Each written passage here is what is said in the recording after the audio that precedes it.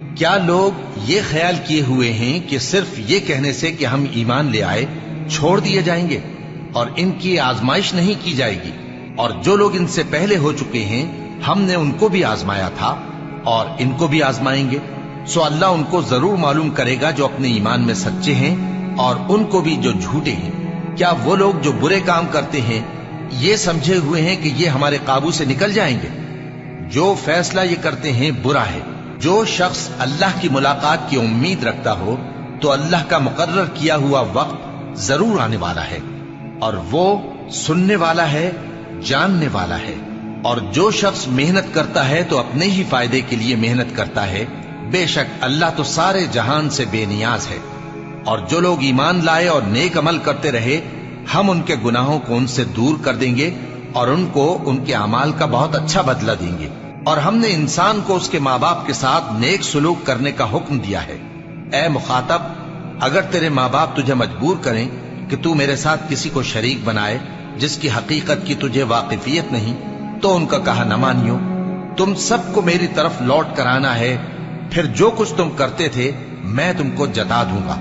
اور جو لوگ ایمان لائے اور نیک عمل کرتے رہے ان کو ہم نیک لوگوں میں داخل کریں گے۔ کیا بدکاری کرنے والی عورت اور بدکاری کرنے والا مرد جب ان کی بدکاری ثابت ہو جائے تو دونوں میں سے ہر ایک کو 100 درے مارو۔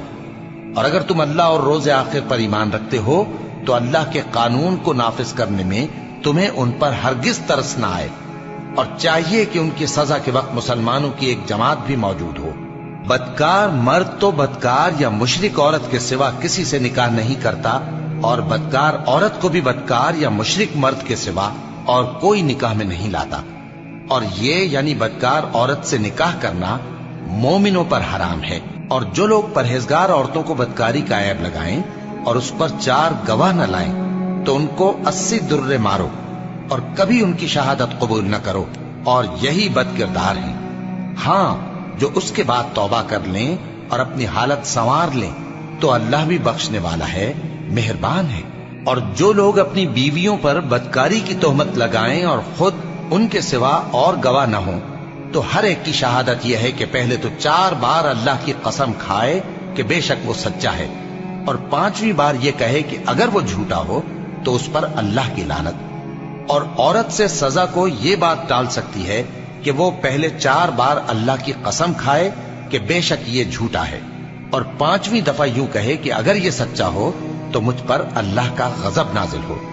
اور اگر تم پر اللہ جب آسمان پھٹ جائے گا اور جب تارے جھڑ پڑیں گے اور جب سمندر ابل پڑیں گے اور جب قبریں اکھیڑ دی جائیں گی تب ہر شخص معلوم کر لے گا کہ اس نے آگے کیا بھیجا تھا اور پیچھے کیا چھوڑا۔ اے انسان، تجھ کو اپنے رب کریم کے بارے میں کس چیز نے دھوکہ دیا؟ وہی تو ہے جس نے تجھے بنایا، پھر تیرے اعضاء کو درست کیا اور تیری قامت کو معتدل رکھا، جس صورت میں چاہا تجھے جوڑ دیا۔